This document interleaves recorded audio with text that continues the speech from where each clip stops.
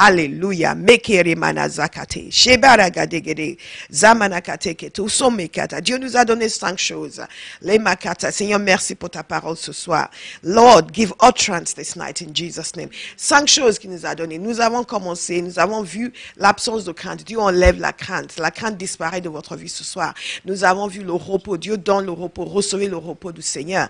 Et nous avons également vu la protection. Recevez la protection de Dieu. Ce soir, nous parlons de la joie.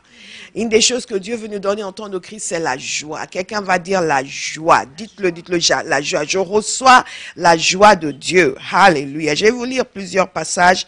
Je vais aller assez vite dans la lecture parce que nous allons encore passer du temps dans la prière ce soir. Dieu veut entendre notre voix. Et nous savons que lorsque nous prions, Dieu nous écoute. Et nous savons qu'il exauce. Et nous sommes le sel de la terre, la lumière du monde, avec la capacité de changer notre génération et modifier le cours de l'histoire avec notre intercession. La parole de Dieu nous dit ceci dans Ésaïe 12. Regardez avec moi dans Ésaïe 12. Father, thank you for your word. Ésaïe chapitre 12. Il nous a dit ceci. Ce jour-là, tu diras, je te célèbre. Éternel, car tu as été irrité contre moi, ta colère s'est détournée, tu m'as consolé. Dieu est mon sauveur. Je serai plein de confiance et je n'aurai pas plus peur. Je le redis pour quelqu'un, je serai plein de confiance et je n'aurai plus peur. Car l'Éternel, oui, l'Éternel est ma force et le sujet de mes louanges. C'est lui qui m'a sauvé. C'est le témoignage de quelqu'un ce soir.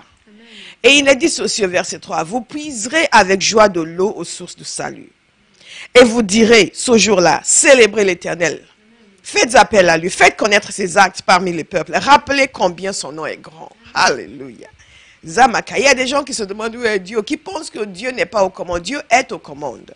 Rappelez combien son nom est grand. Chantez l'Éternel, car il a fait des choses magnifiques. Qu'on les fasse connaître sur toute la terre. Et c'est nous qui allons faire connaître sur toute la terre les choses magnifiques que Dieu a faites. Pousse des cris de joie, exprime ton allégresse. Habitant de Sion. En effet, il est grand au milieu de toi, le Saint d'Israël. Et si on était à l'église, j'aurais dit, pousse des cris de joie à Abba House. Exprime ton allégresse. Alléluia. En effet, il est grand au milieu de toi, le Saint d'Israël. Et je vais le dire à vous tous qui me suivez ce soir, poussez des cris de joie, exprimez votre allégresse, peuple de Dieu. En effet, il est grand au milieu de vous, le Saint d'Israël. Il est grand au milieu de nous. Retenez cela, Dieu est grand au milieu de nous. Pourquoi nous sommes remplis de joie? Parce que nous avons un Dieu qui est grand, qui n'a pas faibli, qui n'a pas perdu sa capacité d'action. Il est toujours. Les hommes sont apeurés, mais Dieu n'est pas apeuré. Les hommes sont terrifiés, mais Dieu n'est pas terrifié. Les hommes ne savent pas quoi faire, mais Dieu sait exactement quoi faire. Et nous le célébrons ce soir parce qu'il est grand. Et parce qu'il est grand, nous sommes remplis de joie. C'est quelque chose d'assez intéressant et c'est cela que nous voulons voir ce soir. Parce que comment pouvons-nous parler de joie au milieu d'une difficulté? Ceux qui m'ont entendu beaucoup prêcher m'ont entendu souvent parler d'un incident dans ma vie où j'avais des situations que je voulais que Dieu règle pour moi. Et j'ai prié, mais au lieu de changer les choses tout de suite, il m'a rempli de joie. Et j'étais constamment rempli de joie. Constamment, je priais, j'étais rempli de joie. Je priais, j'étais rempli de joie. Vous savez, cette joie surnaturelle. Et au bout d'un moment, je disais, mais non, mais Seigneur, attends. J'avais comme l'impression que Dieu essayait de me faire oublier mes problèmes. Et sans y répondre. Et j'étais, non mais Seigneur, ce n'est pas ce que je voulais. Je voulais qu'il réponde, et je n'étais pas contente. Je voulais qu'il réponde à ma prière, qu'il donne, qu'il change ce que je voulais qu'il change. Je ne lui avais pas demandé la joie. Mais après, j'ai compris. J'ai compris que Dieu nous donne la joie au milieu de la crise, au milieu des circonstances, au milieu des difficultés. Et nous sommes censés vivre dans cette joie de Dieu jusqu'à ce que le changement se manifeste. Que quelqu'un dise ce soir, je reçois la joie. Pendant que je parle, que j'enseigne, que je déclare la parole de Dieu, Dieu est en train d'agir dans votre vie. Dieu est en train d'amener à l'existence les choses que je suis en train de déclarer. Parce que nous appelons à l'existence ce qui n'existe pas. Donc je vais entendre quelqu'un dire ce soir, je reçois la joie. Je reçois la joie du Seigneur. Je reçois la joie du Seigneur. Quelle est la source de la joie? Pourquoi nous devons nous attendre à avoir de la joie en dépit des circonstances comme celles que nous vivons, où nous entendons chaque jour dire que tel nombre de personnes sont infectées, contaminées, infectées, tel nombre de personnes sont décédées. Pourquoi? Parce que la joie n'est pas liée à une circonstance naturelle. La joie est liée à notre relation avec le Seigneur. Il est fondamental que nous puissions le comprendre. Notre joie dépend non pas de ce qui se passe autour autour de nous, mais elle dépend de la relation que nous avons avec Dieu, la compréhension que nous avons de ses œuvres, de son amour, de sa bonté, de son esprit, de ses objectifs pour nous. C'est tout cela qui produit la joie. Et nous allons essayer de décliner ça très rapidement. Et les choses que je vous donnerai comme source de joie, je veux que vous le notiez, que vous la notiez, c'est ceci, c'est notre salut. La réconciliation avec Dieu, c'est la première cause de joie dans la vie d'un enfant de Dieu. Ce qui veut dire que si vous êtes né de nouveau, vous êtes censé être continuellement rempli de joie. Vous êtes censé être continuellement rempli de joie. Si vous êtes né de nouveau, vous êtes censé vivre dans une joie continue et constante. Qu'est-ce que ça veut dire? Ça veut dire que le salut que vous avez reçu va faire en sorte que vous soyez constamment joyeux. Constamment joyeux. Vous dites, mais oui, mais je connais beaucoup de chrétiens qui ne sont pas constamment joyeux. Ça, c'est parce qu'ils n'ont pas appris à déclencher la joie que Dieu a déposée au milieu, à l'intérieur d'eux. Il y a des choses que nous faisons pour déclencher cette joie. Nous allons en parler dans quelques instants. C'est la raison pour laquelle vous êtes nés de nouveau, mais vous êtes souvent très triste parce que vous n'avez pas déclenché cette joie, mais Dieu l'a déposée en nous. Dieu a fait en sorte que ce qu'il a fait pour nous, nous a à être remplis de joie. Le fait que nous sommes nés de Dieu. Vous savez, 1 Pierre 1:8 nous dit ceci, nous, vous l'aimez sans l'avoir vu. Et vous croyez en lui, sans le voir encore. Et vous vous réjouissez d'une joie indescriptible et glorieuse. Vous comprenez? Non, cette joie glorieuse et indescriptible est liée au fait que nous l'aimons et que nous croyons en lui. Vous l'aimez, vous croyez en lui, vous devez vous réjouir d'une joie.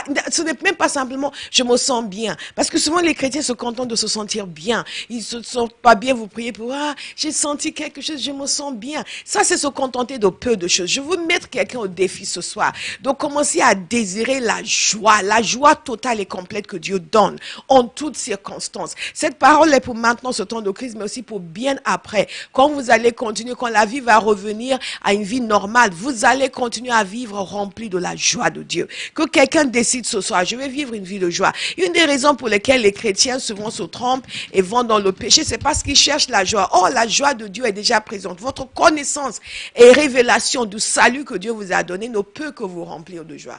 Vous savez, il y a des fois, les gens se demandent pourquoi j'ai une telle joie dans ma vie et parfois ils ont l'impression que c'est parce que j'ai obtenu quelque chose, quelqu'un m'a fait un gros chèque, quelqu'un a fait quelque chose que eux estiment comme ayant de la valeur. Mais en réalité, c'est très simple. C'est parce que le salut que j'ai reçu du Seigneur a une grande valeur à mes yeux. Une énorme valeur à mes yeux. Le salut que j'ai reçu du Seigneur a infiniment plus de valeur à mes yeux que les problèmes, une valeur supérieure à ce que les problèmes peuvent entamer. Est-ce que c'est clair? J'essaie de le rendre ça assez clair, aussi clair que possible. C'est vraiment fondamental que nous nous penchions sur ce que Jésus a fait pour nous. Et cela va nous amener, c'est ce que l'apôtre Pierre dit ici, une joie indescriptible et glorieuse. Je déclare sur quelqu'un ce soir que vous allez commencer à vivre cette joie indescriptible et glorieuse. Vous savez, quand vous vivez dans cette joie indescriptible et glorieuse, et c'est ça un des principes de la joie, c'est que personne ensuite ne peut vous attirer en vous promettant le bien-être et vous attirer à désobéir au Seigneur. Et il y a des années de cela, j'étais une jeune femme, j'étais partie en vacances, et quand on part en vacances, il y a beaucoup de tentations. Et j'étais partie en vacances et j'ai rencontré quelqu'un. Et il était bien. Oh, what a nice looking guy. Et donc, mais il s'est passé quelque chose de curieux, c'est que, dépit de la tentation que cela pouvait représenter, il ne pesait pas lourd à côté de ma relation avec le Seigneur. Et quand je suis revenue de vacances, le Seigneur a parlé à mon cœur et il m'a montré, est-ce que je savais pourquoi j'ai pu résister à cette tentation? Curieusement d'ailleurs, cet été, le diable devait être en train de sévir parce que avec le groupe où j'étais, ce n'était pas à Barra, je n'étais pas encore pasteur, loin de là. Beaucoup de gens cet été-là étaient tombés. Et moi, je me suis dit, mais c'est pour ça que j'ai posé la question, mais Seigneur, pourquoi moi j'ai été préservée? Et une des choses que le Seigneur m'a dit, c'est because you know the pleasantness of God. Parce que la personne de Dieu t'est agréable. Vous comprenez? Quand vous vivez dans la joie du Seigneur, que ce que le Seigneur est et a fait pour vous provoque la joie en vous, vous êtes agréable. Il y a des choses qui ne vont pas vous tenter. Il y a des situations qui ne vont pas vous tenter. Parce que vous ne voulez pas perdre la joie que vous avez dans le Seigneur. Parce que la joie que ces choses vous proposent pallie à côté de la joie que vous avez déjà dans le Seigneur. Est-ce que vous me suivez? C'est un peu comme quelqu'un qui est ton enfant, dont le père est milliardaire, et après, une fille dans le temps, le père est milliardaire, après elle rencontre un garçon qui lui dit, écoute, je m'occuperai de toi, je vais t'acheter des palais, je vais t'acheter un grand appartement. Si tu m'épouses, elle aura un grand appartement, mais je vis dans un palais. C'est cela la joie du Seigneur. La joie du Seigneur, quand nous la vivons profondément, nous permet de dire non aux choses qui ne sont pas agréables à Dieu. Mais je vais très vite là, je veux revenir encore sur les sources de la joie. D'où nous vient cette joie merveilleuse? Elle nous vient de la compréhension de notre salut. Elle nous vient de l'œuvre de l'Esprit de Dieu dans nous, parce que la parole de Dieu nous dit que le fruit de l'Esprit, c'est l'amour, la joie, la paix, la patience, la bonté, la bienveillance, la foi, la douceur, la maîtrise de soi. Toutes ces choses sont des opérations de l'Esprit de Dieu dans notre esprit. Et au fur et à mesure que nous sommes en communion avec l'Esprit de Dieu, il produit cela en nous. Cela fait, quand vous êtes né de Dieu et que vous êtes en communion avec le Saint-Esprit, vous n'avez pas besoin d'essayer d'être joyeux. Vous savez, même dans des situations qui sont difficiles, vous allez vous rendre compte que la joie de Dieu est quand même dans votre cœur. Parce que c'est quelque chose qui est produit dans votre esprit. D'où nous vient cette joie? Il y a une dimension de la joie qui nous vient de la vision de l'avenir. Et demain, nous allons parler de la vision de notre avenir. Mais, vous savez, il y a la vision de votre avenir provoque la joie. Et la vision de votre avenir elle-même est joyeuse. Vous comprenez? Pourquoi? Parce que ce que Dieu a prévu pour votre avenir, c'est le bien.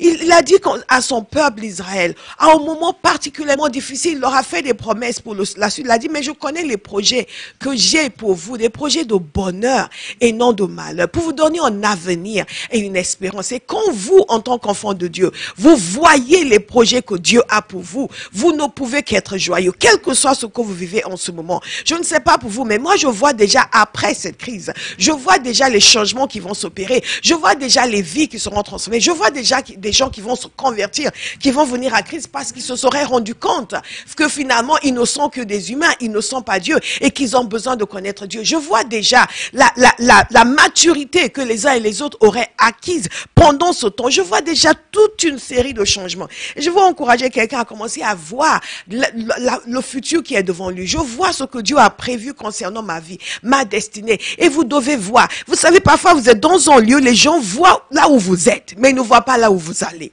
Et donc, ils s'étonnent de ce que vous soyez serein, rempli de joie, mais c'est parce qu'ils ne voient pas ce que vous soyez. Je prie pour quelqu'un ce soir, que vos yeux s'ouvrent, que vous commenciez à voir ce que Dieu a préparé pour vous, que vous commenciez à voir votre destinée glorieuse en Christ. La parole de Dieu est claire sur le fait que le chemin du juste, elle s'éclaircit de plus en plus. Votre avenir est plus lumineux que votre présent. Le demain pour vous est plus glorieux qu'aujourd'hui. Après demain, plus glorieux encore que demain. Quelqu'un doit le comprendre. C'est le projet de Dieu pour ses enfants. Et quand vous avez une vision de votre avenir, vous êtes rempli de joie. Et demain, nous allons parler de la vision de l'avenir. Parce que nous allons prier et Dieu va vous remplir de la compréhension. Du fait que vous ne vivez pas une vie ordinaire. Si vous êtes un enfant de Dieu, vous n'êtes pas appelé à une vie ordinaire. Le problème de beaucoup de chrétiens, c'est qu'ils ont, leur pensée est trop limitée. Que Dieu fasse exploser toutes les barrières. Commencez à vous voir tel que Dieu vous voit. Le sel de la terre, la lumière du monde. Et si vous ne connaissez pas encore le Seigneur, c'est le cas de le faire. De donner votre vie à Jésus. Ce soir même, pendant que vous entendez ce message, dites Seigneur Jésus, je te donne toute ma vie. Je me détourne de mes péchés. Je me détourne de ma vie passée. Je me repens. Tu aimes, j'accepte ton autorité. Je sais que tu es mort à la croix pour moi et je veux te suivre. Je veux te servir. Je te donne toute ma vie. Quelqu'un va faire cette prière. Et envoyez-nous un message quand vous avez fait cette prière, vous allez voir notre adresse email sera en dessous. Envoyez un message, envoyez votre téléphone si vous voulez qu'on vous contacte. Aucun problème, nous allons prier avec vous, prier pour vous, vous encourager. Et cette joie divine que quelqu'un va recevoir en abondance ce soir, dites Amen. que quelqu'un va recevoir en abondance ce soir. C'est une joie qui est indépendante, comme nous venons de voir de circonstances. C'est une joie aussi, notez bien cela, qui est supérieure à la joie produite par des circonstances naturelles. D'abord, elle est indépendante de circonstances naturelles. En plus, elle est supérieure à tout le bien que vous pouvez ressentir à cause de vos circonstances naturelles. Beaucoup de personnes vont je viens de me marier et ils sont heureux, les gens sont heureux pendant 3 mois, sont heureux et après les problèmes commencent. Non. Heureux, mais quel que soit, et il y a des gens de l'autre côté qui disent oui, mais pourquoi moi je ne suis pas marié et sont malheureux. Vous avez tort, vous avez vraiment tort. Vous ne devez jamais gaspiller une seule journée de votre vie à être triste, à être malheureux, parce qu'il y a une circonstance naturelle que vous n'avez pas encore vécue, parce que la joie de Dieu est infiniment supérieure à la joie que produit les circonstances naturelles. La joie de votre salut est infiniment supérieure à la joie que produit votre mariage. Je le répète pour quelqu'un, bon pasteur, oui, la joie de votre salut, ce que Jésus a fait pour vous à la croix, est infiniment supérieur à ce que cette fille a fait pour vous en disant oui, je vais t'épouser.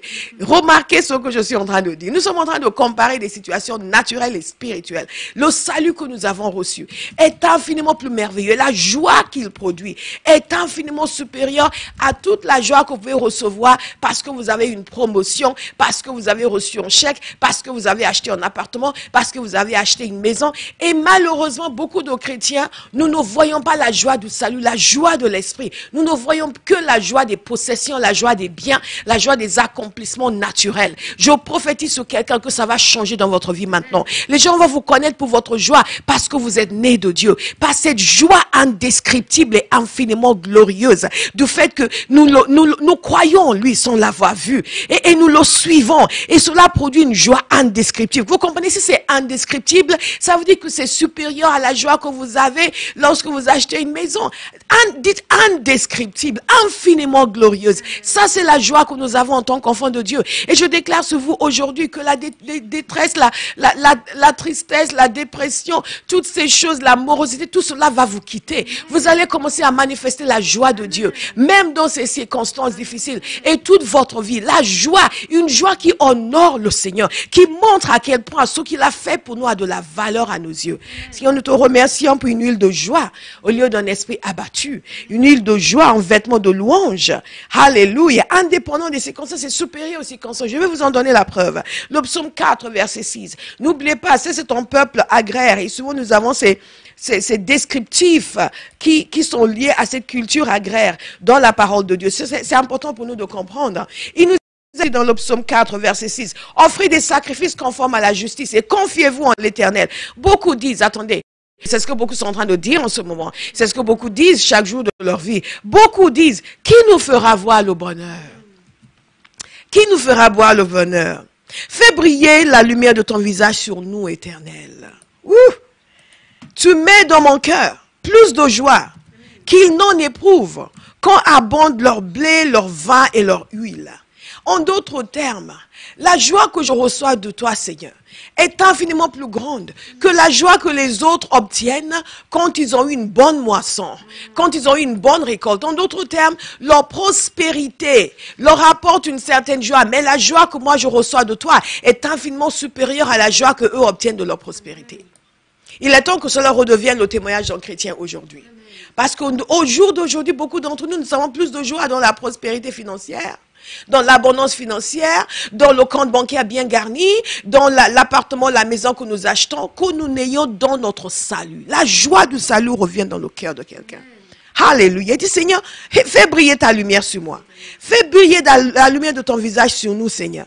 Parce que la joie que tu mets dans mon cœur est infiniment meilleure que la joie qu'eux ont lorsqu'ils gagnent leur premier million, leur deuxième million, leur troisième million. Quand vous avez ce genre de compréhension, vous n'enviez plus personne. Vous ne vous laissez plus minimiser par qui que ce soit. Parfois, les chrétiens ne veulent pas témoigner parce qu'il y a des gens, les gens à qui ils vont témoigner sont beaucoup plus aisés qu'eux, ils vont les regarder de haut. C'est qu'ils n'ont rien compris.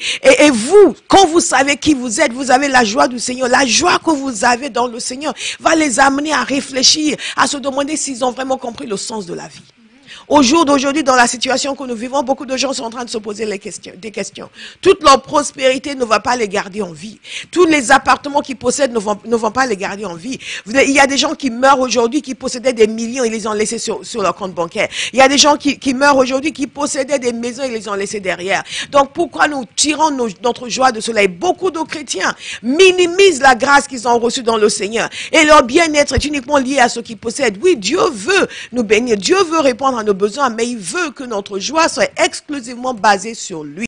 Notre relation avec lui, notre amour pour lui, l'amour qu'il a pour nous, la grâce que nous avons d'être nés de Dieu. Que Dieu déverse dans votre cœur aujourd'hui une révélation de son amour qui va provoquer une joie extraordinaire, une joie indicible, une joie indescriptible, une joie infinie, une joie qui se renouvelle chaque jour parce que c'est le fruit du Saint-Esprit. Et le Saint-Esprit ne s'en va pas. Vous savez, il y a les maisons s'en vont. J'écoutais quelqu'un qui est un serviteur de Dieu.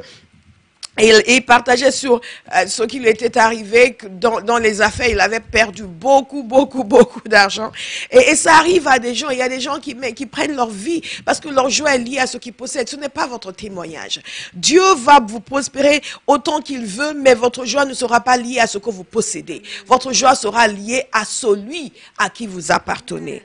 Alléluia. Notre joie vient aussi. Il faut que j'accélère. J'ai tellement de choses encore à vous dire. Mais nous devons prier. Notre joie vient aussi de la joie que nous avons. Un des principes de la joie, c'est le fait que c'est que cette joie est quelque chose que Dieu utilise pour nous bénir, pour nous transformer notre vie et pour nous guérir et nous restaurer.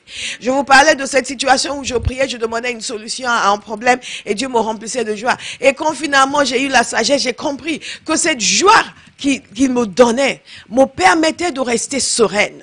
Et jusqu'à ce que la réponse se manifeste. Cette joie me permettait de ne pas être dans l'angoisse, d'être bien, d'être dans le bien-être. La joie du Seigneur, quand elle est dans votre vie, vous donne le bien-être. Vous êtes bien. Les gens vous regardent, ah, mais toi quand même. Hein? Et vous dites, alléluia, c'est Jésus. Gloire à Dieu. Ce sera le témoignage de quelqu'un ce soir. Et même dans les situations de crise comme celle que nous vivons, la joie du Seigneur reste dans votre cœur, vous permet de ne pas être attristé, vous permet de ne pas être terrifié, vous permet de ne pas être apeuré quant à votre avenir et ce qui va vous arriver, vous permet de rester dans la tranquillité. Et dans la tranquillité, le repos sera votre force. Alléluia. Voici donc les caractéristiques de la joie divine, c'est qu'elle est indépendante des circonstances, c'est qu'elle est supérieure à la joie produite par les circonstances et c'est qu'elle nous remplit aussi de bien-être. Le proverbe 17-22 nous dit ceci: un cœur joyeux est un bon remède, mais un esprit abattu dessèche les os. Je déclare sur vous aujourd'hui que vous n'êtes plus abattu. Alléluia. Vous êtes, la joie du Seigneur inonde votre cœur. Quelqu'un, je dis à quelqu'un aujourd'hui, autorise-toi d'être à la joie. Autorise-toi, laisse-toi remplir par la joie du Seigneur. Parce que tu en as besoin pour tenir fort, pour être ferme dans ces situations, pour être une aide pour quelqu'un, pour pouvoir encourager, bénir quelqu'un, prier pour quelqu'un. Si tu es morose du matin jusqu'au soir, tu ne pourras même pas intercéder. Tu ne pourras même pas prier. Mais il y a une joie qui vient du fait qu'on voit ce qui va se passer. Certains d'entre nous, nous voyons déjà le après coronavirus. Nous voyons déjà le après. Il y a des gens qui ne voient même pas de après parce que oui, mais qu'est-ce qui va nous arriver? De bonnes choses vont nous arriver. Alléluia. Nous avons reçu l'ordre. Autre caractéristique de la joie, c'est que nous avons reçu l'ordre de nous réjouir. Réjouissez-vous dans le Seigneur. Et celui à travers qui Dieu a dit, quelqu'un qui en a connu des déboires, qui a connu des difficultés, des afflictions en tout genre. Mais la parole de Dieu nous dit, réjouissez-vous toujours. Toujours. Il dit, je le répète, réjouissez-vous. Je le répète, réjouissez-vous. Je le répète, réjouissez-vous. Réjouissez-vous. Je le répète, réjouissez-vous. En temps de guerre comme en temps de paix. En temps de paix comme en temps de restauration. En temps de difficulté comme en temps de repos, réjouissez-vous. Je le répète, réjouissez-vous. Et nous devons savoir comment déclencher. Parce que vous savez, ce n'est pas tout le temps que vous avez l'impression d'être rempli de joie. Vous pouvez vous réveiller et avoir l'impression que tous les démons de l'enfer étaient venus vous rendre visite dans votre sommeil. Parfois, vous vous réveillez épuisé, vous avez fait un mauvais rêve, vous avez l'impression que les gens se sont assis sur vous toute la nuit. Si c'est votre cas, commencez à prier sérieusement. Parce que le diable se moque de vous, il n'a pas le droit de vous faire ça. Et parfois, ce n'est même pas démoniaque, c'est juste des pensées, la vie qui vous arrive et vous êtes là. Je veux encourager quelqu'un aujourd'hui à commencer à sciemment déclencher la joie que Dieu a mis en vous. Comment est-ce que nous déclenchons la joie? La joie est déclenchée par une rencontre et une expérience. Notez cela, une rencontre et une expérience. Quelle est la rencontre qui déclenche la joie? La rencontre avec la parole de Dieu. La parole de Dieu. Beaucoup d'entre nous, nous lisons la Bible pour des raisons officielles. Pour pouvoir indiquer dans le registre du ciel, j'ai lu la Bible aujourd'hui. Donc, j'ai le droit à être aidé par Dieu parce que j'ai obéi. Non, nous lisons la Bible pour avoir une rencontre avec Dieu, une rencontre avec sa parole, une rencontre avec sa pensée. Quand vous avez ce genre de mentalité, vous irez de joie en joie. Parce qu'à chaque fois que vous posez devant la parole de Dieu, quelque chose va se manifester. Une compréhension des pensées de Dieu, une compréhension des voix de Dieu qui va vous remplir de joie. Vous savez, la parole de Dieu, c'est ce compendium de possibilités divines. Vous ne pouvez pas voir des possibilités divines sans être rempli de joie.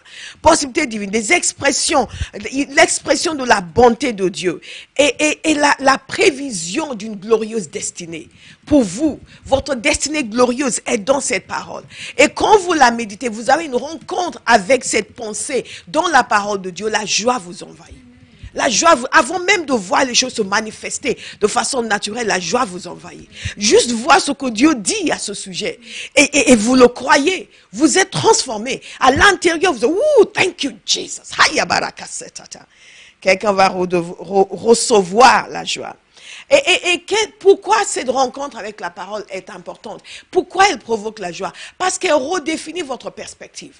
Elle redéfinit votre perspective et cette redéfinition de votre perspective vous permet d'être libéré des fausses attentes qui souvent rendent les gens malheureux. Beaucoup de gens sont malheureux. Parfois, les gens sont malheureux parce qu'ils subissent la persécution. Ils sont au travail, ils reçoivent une persécution et ils sont malheureux. Oui, mais Seigneur, je ne comprends pas. Je ne comprends pas pourquoi ça m'arrive. En plus, je suis chrétien et tous ces gens qui ne sont pas chrétiens. Mais quand vous avez une rencontre avec la parole de Dieu, et que la parole de Dieu vous dit ceci, que dans ce monde, vous aurez des tribulations. Mais prenez courage et vainquez le monde. Qu'est-ce qui se passe? Vous n'êtes pas attristé. Oh, mais non, je ne veux pas de tribulation. Quand vous avez une vraie révélation, vous êtes rempli de joie. Tiens, donc c'est ça. Ce sont les tribulations dont Jésus parle. Oh, c'est normal. Et la joie du Seigneur vous envahit. Et vous commencez à vous réjouir. Et quand vous lisez dans la parole de Dieu qui vous dit que vous devez vous réjouir à chaque fois que vous êtes confronté à des difficultés, parce que c'est l'épreuve de votre foi qui est en train de produire la persévérance. Et toutes les bonnes choses qui vont découler de cette épreuve de votre foi, qu'est-ce que vous faites? Vous vous réjouissez. Oh, mais le Seigneur m'a prévenu. Voilà ce qui est en train de se passer. Quelqu'un va être libéré de fausses attentes. Beaucoup de chrétiens sont tristes parce qu'ils ont de si je suis chrétien, pourquoi des choses compliquées arrivent dans ma vie? Si je suis chrétien, Jésus vous a dit que dans le monde vous aurez des tribulations. Que quelqu'un reçoive la joie du Seigneur ce soir. Et cette révélation, cette rencontre dans la parole de Dieu produit en nous une foi extraordinaire. Et comprenez-moi, la foi est un facteur de joie. Vous ne pouvez pas être rempli de joie si vous n'êtes pas rempli de foi. C'est curieux. Parce que si vous n'êtes pas de foi, vous êtes rempli de peur. Et cela ne vous aide pas à être rempli de joie. Mais la révélation la rencontre avec la pensée de Dieu dans sa parole vous remplit de foi. Et dès lors où vous êtes rempli de foi, vous êtes rempli de joie. Parce que cette foi vous permet, je vous ai parlé de la joie qui vient de l'attente de ce qui va se passer dans l'avenir. Et en voyant cela, avec la foi vous permet de voir ce qui n'est pas encore visible. Et de croire que ça va se manifester. Et ça vous remplit de joie. Quelqu'un va se réjouir ce soir. Parce que de bonnes choses se préparent dans votre vie. Je vais parler encore demain. Et cette révélation de la parole vous montre le résultat de toute situation difficile que vous vivez. Vous montre l'issue de toute situation difficile que vous vivez. Et vous montre aussi l'objectif de Dieu et ce que Dieu va accomplir à travers cette situation. Dès que je me suis mise à prier, le Seigneur m'a montré que ce que l'ennemi voulait en mal, Dieu va utiliser pour le bien. Alléluia. Dieu va utiliser pour le bien. Ce que l'ennemi voulait en mal, Dieu va utiliser pour le bien. Et donc, je ne me suis pas du tout inquiétée. Je me suis dit simplement, il faut que je dise aux miens comment faire, comment agir, comment réagir, et aussi respecter les consignes qui sont données, faire preuve de sagesse, mais surtout faire confiance au Seigneur. Parce que Dieu a déjà montré ce qui va se passer. Il a déjà montré l'issue, et nous le croyons. Et à cause de cela, nous sommes remplis de joie. Vous savez, Jacques 1:2 que je vous ai cité tout à l'heure nous dit ceci, je vous donne la citation complète. Mes frères et sœurs, considérez comme un sujet de joie complète les diverses épreuves auxquelles vous pouvez être exposés, sachant que la mise à l'épreuve de votre foi produit la persévérance. Alléluia. Dit, considérez comme un sujet de joie les diverses épreuves. Considérez comme un sujet de joie cette pandémie de coronavirus. Considérez comme un sujet de joie le fait que, à travers cette situation, votre foi est en train d'être éprouvée. Alléluia. Yes. Votre foi est en train d'être éprouvée. Et je disais à quelqu'un hier, Béatrice pour ne pas la nommer, je lui disais, mais tu sais, ce que nous vivons est très intéressant, mais c'est aussi très sérieux. Et beaucoup de chrétiens ne savent pas que Dieu est en train de les observer. Dieu est en train de regarder comment ils vont réagir dans cette situation. Comment ils vont se comporter. Est-ce qu'ils vont marcher dans la foi? Est-ce qu'ils vont lui faire confiance? Est-ce qu'ils vont continuer à le célébrer? Est-ce qu'ils vont continuer à le bénir? Est-ce qu'ils vont gagner? Est-ce qu'ils vont réussir cette épreuve de leur foi? Est-ce qu'ils vont juste rester là à se plaindre, à avoir peur, à communiquer les mauvaises nouvelles à droite et à gauche, à regarder la télévision à longueur de journée, à sécher les réunions de prière? Parce que oui, mais bon, tous les soirs, ça fait beaucoup. Si ça fait beaucoup pour vous maintenant, vous dire. Si dans la situation dans laquelle le monde se trouve maintenant, vous estimez que prier tous les soirs c'est trop, c'est que vous n'êtes pas encore sérieux. Que Dieu vous aide à voir. Vous comprenez ce que je suis en train de dire? L'épreuve de votre foi. Donc nous comprenons, nous pouvons nous réjouir dans cette situation parce que nous savons que nous sommes en train de vivre l'épreuve de notre foi. Nous avons résisté à la peur et nous allons continuer à résister à cela. Et nous saisissons par la foi l'avenir glorieux que Dieu a pour nous. Et donc nous nous réjouissons parce que nous savons quelle sera l'issue. Que quelqu'un se réjouisse ce soir. Et comment est-ce que nous déclenchons donc cette joie? Nous déclenchons cette joie avec la parole de Dieu. Tout ce que je viens de vous dire. Mais nous déclenchons aussi cette joie avec la prière. Pourquoi? Parce qu'il y a différentes dimensions de la prière qui nous remplissent de joie. Je vous disais tout à l'heure que pendant cette période où je priais, je parlais au Seigneur, je demandais son aide sur certaines choses, il me remplissait de joie. Je veux vous encourager ce soir à passer du temps dans la présence de Dieu. Vous savez, il y a une dimension de prière où vous entendez rire dans la présence de Dieu. Vous êtes tellement rempli de la présence de Dieu que votre cœur déborde d'allégresse. Ce sera votre témoignage à partir de ce soir, si ça ne l'est pas encore. Et si ça l'est déjà, ça va s'amplifier. Vous êtes dans la présence de Dieu et sa joie coule en vous, coule à travers vous. Vous ne pouvez même pas dire pourquoi. Ce n'est pas parce qu'il vous a promis 1 million d'euros, parce que pour certaines personnes, il n'y a que l'argent qui compte. Il ne vous a rien promis de particulier, il ne vous a rien dit de particulier, mais juste le fait d'être dans sa présence. L'atmosphère est saturée de sa présence et votre cœur bondit de joie. Et vous vous entendez rire et vous réjouir et le célébrer. Ce sera votre témoignage en continu au nom de Jésus. Et ce, quelles que soient les situations. Quelles que soient les circonstances. Nous déclenchons cela. Nous déclenchons la joie du Seigneur par la prière, par la louange. Nous déclenchons la joie du Seigneur par la prière qui conduit à la réponse à la prière. La réponse à la prière aussi est un déclencheur de prière. Mais sans prière, il n'y a pas de réponse. La délivrance qui se produit pendant que vous priez est un déclencheur de joie. Parfois, nous prions pour les gens et quand Dieu les touche et paf, ils sont libérés d'un poids, d'une oppression, d'une difficulté. Ils commencent à rire. Ils sont remplis de joie. Ils débordent de la joie du Seigneur. La joie du Seigneur sera en continu votre partage. Vous savez, Jean 16, verset 24 nous dit ceci, et c'est Jésus qui parle. Jusqu'à présent, vous n'avez rien demandé en mon nom. Demandez et vous recevrez, afin que votre joie soit complète. Alléluia. Que quelqu'un dise maintenant, Seigneur, que ma joie soit complète.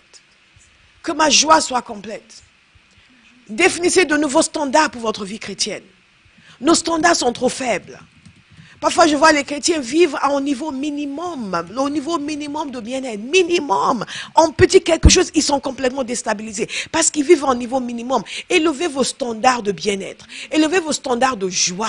Mettez-vous dans l'obligation de vivre en continu la joie du Seigneur. Faites ce qui déclenche cette joie. Ne vous habituez pas à aller d'oppression en oppression, de tristesse en tristesse, de morosité en morosité. Ce n'est pas le lot de l'enfant de Dieu. La joie de l'Éternel. Jusqu'à présent, vous n'avez rien demandé en mon nom. Demandez et vous recevrez afin que votre joie soit complète, même au milieu de la crise. Dieu veut libérer sa joie sur vous. Alléluia. Le psaume 21 au verset 7 nous dit ceci. Tu fais de lui, je ne vais pas vous lire tout le psaume, je voulais vous le lire, mais je n'ai pas beaucoup de temps. Tu fais de lui pour toujours une source de bénédiction. Vous serez pour toujours une source de bénédiction. Dites Amen. Vous serez pour toujours une source de bénédiction. Tu le combles de joie par ta présence. La présence de Dieu nous comble de joie. La communion avec Dieu nous comble de joie. Décidez que vous allez vivre constamment dans la présence du Seigneur. Personne ne pourra venir vous mentir, vous proposer quoi que ce soit, vous séduire, vous faire miroiter une joie qui sera produite par telle chose que vous allez obtenir. Mais il faut avant cela faire des compromis et violer la loi de Dieu. Non, ça ne va pas vous attirer parce que vous connaissez la vraie joie. Il dit, tu le combles de joie par ta présence. C'est la présence de Dieu qui nous comble de joie. Soyez comblés ce soir. Soyez comblés. L'expérience, j'ai parlé de rencontre et d'expérience. L'expérience des œuvres de Dieu nous remplit de joie. Très rapidement, le psaume 92, verset 5. Tu me réjouis parce que tu as accompli éternel. Et je chante avec allégresse les œuvres de tes mains. Tu me réjouis parce que tu accomplis. Mais pour être réjoui parce qu'il a accompli, il faut avoir les yeux pour voir. Quelqu'un va demander au Seigneur, Seigneur, ouvre mes yeux pour que je vois tes œuvres dans ma vie. Ouvre mes yeux pour que je vois tes œuvres dans notre génération. Nous étions en train de prier pendant la semaine 5 à 6 et j'étais rempli de la conscience, de la bonté de Dieu, de la fidélité de Dieu vis-à-vis de son alliance. Du fait que ce Dieu si grand, dont nous dépendons totalement, il pourrait soulever son doigt et le monde entier. Mais il ne le fait pas. Nous sommes tous en train, ils sont tous, je ne dis pas nous, sont tous en train de paniquer à cause d'un virus. Mais imaginez si l'Éternel devait tourner son visage contre nous dans la colère. Qu'est-ce qui adviendra de nous? Mais nous vivons tranquilles tous les jours. Même les blasphémateurs vivent tranquilles. Parce que Dieu est tellement bon, Dieu est tellement fiable, Dieu est tellement fidèle, Dieu est tellement lent à la colère et riche.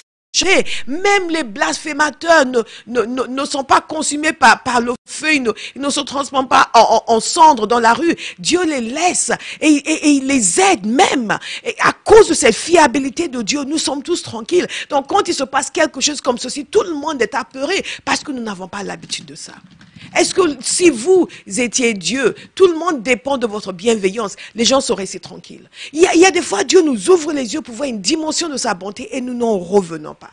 Nous avons besoin donc que les yeux soient ouverts pour pouvoir voir les œuvres de ses mains. Chanter avec allégresse les œuvres de ses mains. Pourquoi? Parce que nous sommes des gens fondamentalement ingrats.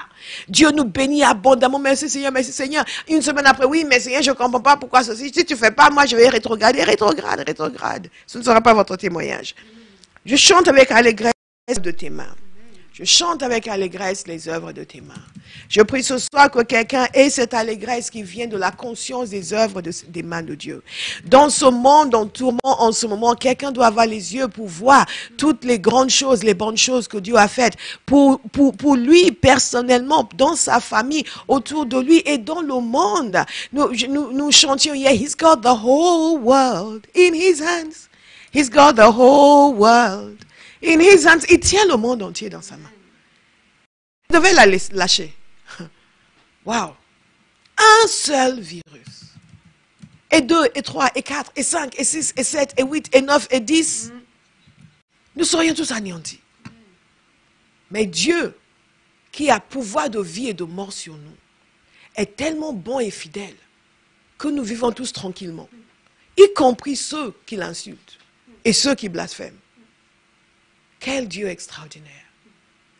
Ce soir, nous allons nous lever, nous allons remercier le Seigneur. Nous allons le remercier parce qu'il est merveilleux, il est extraordinaire. Nous allons le remercier parce qu'il est bon. Nous allons le remercier parce qu'il est glorieux. Nous allons le remercier parce qu'il est merveilleux. Nous allons le remercier à cause de son amour extraordinaire pour nous. Et ensuite, nous allons interroger les nations, particulièrement ce soir pour l'Océanie. Et si je vous demandais quels pays font partie de l'Océanie, certains vont me dire l'Océanie. Non. Je sais que vous allez pouvoir dire au moins l'Australie et la Nouvelle-Zélande, mais il y en a d'autres. Donc nous allons nous lever ce soir. Je vous invite à vous lever là où vous êtes et commencer à remercier le Seigneur.